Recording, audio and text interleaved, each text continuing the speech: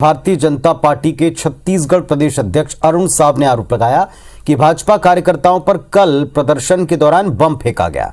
कल पुलिस की बर्बरता जलियांवाला बाग जैसी थी। इस पर प्रदेश के गृह मंत्री ताम्रध्वज साहू जवाब दे चुके हैं। उन्होंने कहा कि बीजेपी के नेता भ्रम फैलाकर हीरो बन रहे हैं। कार्यकर्ताओं ने पुलिस के साथ में कई दफा झूमाझटकी की। उन्होंने कहा कि बम ब्लास्ट नहीं हुआ, टीयर गैस छोड़ी गई थी। जलियांवाला घटना से तुलना करना भाजपा की गंदी मानसिकता को बताता है।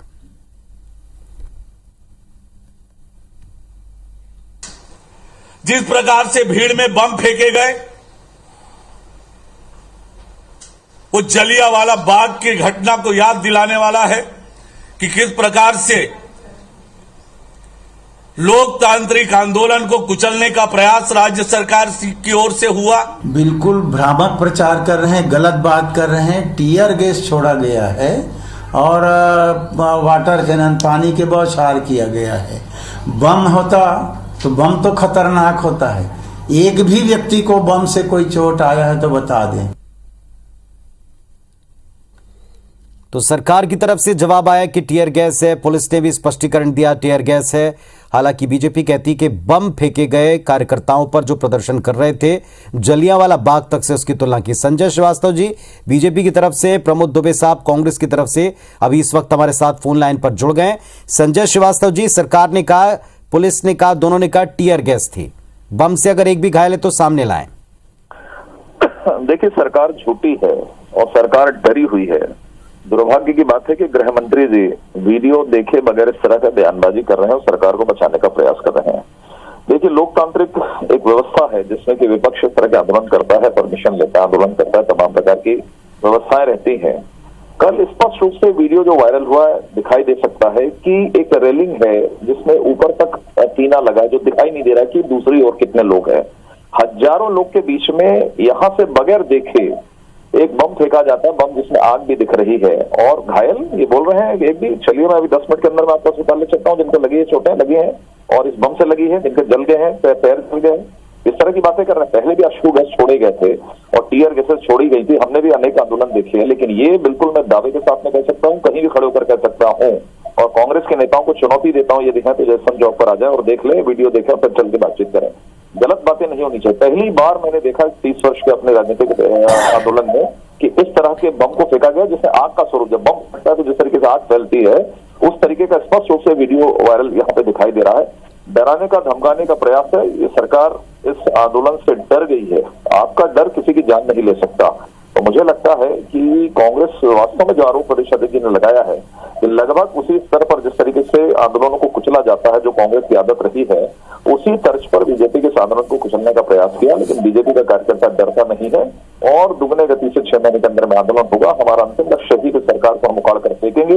वादा खिलाफी जो आपने की है, पीएम आवास को लेकर, शराबबंदी को लेकर, बेरोजगारी मुक्ति को लेकर, इसको लेकर हम इनको सड़क पर ले आएंगे, सदन से सड़क पर और सरकार से, मंत्रालय से सड़क पर लाकर इनको बैठाएंगे। चलिए, प्रमोद दुबे साहब, आपने सुना, वो कह रहे हैं कि सरासर तस्वीरों में दिख रहा है जो वायरल है कि इसमें बम फेंका गया, उसमें फायर दिखाई पड़ता है। आप जो जवाब दे रहे हैं वो देख करके देना चाहिए। एक तरीके से वो कह रहे हैं कि बम का प्रयोग कल हुआ है। पुनीत जी, भारतीय जनता पार्टी के नेता अगर बोलते होंगे ना तो रात में स्वयं अपने चेहरे को अगर दर्पण में देखते होंगे ना तो उनको स्वयं के ऊपर तरस भी आता होगा और हंसी भी आती होगी कि वो क्या बयान दे रहे हैं। पहली चीज। दूसरा चीज, संजय श्रीवास्तव जी कह रहे हैं सरकार डरी हुई है। हाँ, निश्चित रूप से सरकार भी डरी हुई है और आम जनता भी डरी हुई है। जिस प्रकार से 15-20 पुलिस वालों को इन्होंने बेहिसाब पिटाई की तो उससे वास्तव में आम आदमी भी डर गया है। सरकार की बात तो बहुत दूर है। जिस प्रकार के पुलिस वालों के जख्म दिख रहे हैं वो भी किसी माँ बाप के बेटे हैं। और भारतीय जनता पार्टी के अमूमन आंदोलन में आपने देखा होगा, नगर निगम में इससे पहले प्रदर्शन किया था, जितना तोड़ फोड़ किया था उसकी भी वीडियो वायरल हुई थी।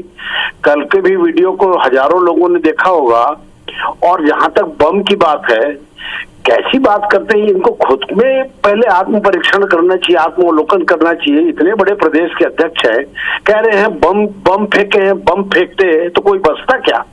ये अजीबोगरीब भारतीय जनता पार्टी की आदत है कि गरियाबंद में अगर किसी को एक थप्पड़ पड़ जाए तो रायपुर आते तक उसकी इतनी हत्याएं करवा देते हैं ये लोग भगवानी मालिक है और वास्तव में प्रजातंत्र में सबको अपनी बातें रखने का अधिकार है, लेकिन पूरे सरेआम आप पुलिस वालों की इतनी पिटाई कर रहे हैं। इससे पहले के भी आंदोलन धरना को आप देख लीजिए, हिंसात्मक आंदोलन करने के शायद आदी हो चुके हैं भारतीय जनता पार्टी, हमें ऐसा महसूस होने लगा है।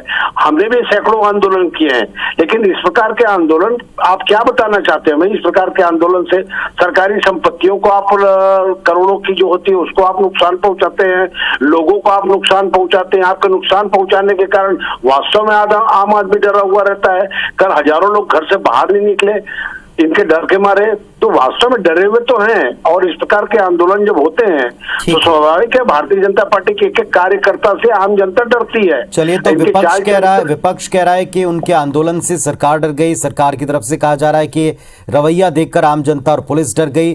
फिलहाल जरूरत है इस वीडियो की, अगर ये वीडियो सामने जो दिख रहा है इसके परीक्षण कराने की। संभवतः परीक्षण हो गया होगा, अगर नहीं कराया तो क्या परीक्षण करा के ऐसी बातें नहीं कहनी चाहिए, ये जनता के मन में भी। आप दोनों का शुक्रिया अपनी बात अपना पक्ष रखने के लिए। राजधानी रायपुर में कल भारतीय जनता पार्टी ने विपक्ष ने मोर आवास मोर अधिकार को लेकर एक बड़ा आंदोलन किया, विधानसभा घेराव किया और इस दौरान आंदोलनकारियों की पुलिस के साथ कई दफा झड़प भी हुई, जिसमें कई बीजेपी कार्यकर्ता और पुलिसकर्मी जख्मी हुए। इसे लेकर बीजेपी ने आज एक प्रेस कॉन्फ्रेंस की और राज्य सरकार के ऊपर तीखा वार किया। बीजेपी प्रदेश अध्यक्ष ने कहा कि पुलिस ने आंदोलन को रोका और भीड़ पर बम फेंके गए, लाठीचार्ज किया गया, पानी की बौछारें मारी गई, जो जलियांवाला बाग की याद दिलाती है। उन्होंने कहा कि सरकार 16 लाख गरीब परिवारों को आवास नहीं दे रही, गरीबों को उनके हक से वंचित रखा गया। दावा किया कि साल 2023 में बीजेपी की सरकार बनेगी। सरकार बनते ही पीएम आवास योजना की फाइल पर हस्ताक्षर होंगे, जिस पर कांग्रेस ने पलटवार करते हुए बीजेपी से 10 सवाल पूछ दिए। कहा कि बीजेपी बताए 16 लाख पीएम आवास के हितग्राही आंकड़े आए कहां से। ये भी पूछा कि आवास के लिए 1 अप्रैल से सरकार सर्वे कराने जा रही है, तो क्या विपक्ष इस मांग के सर्वे के समर्थन में है?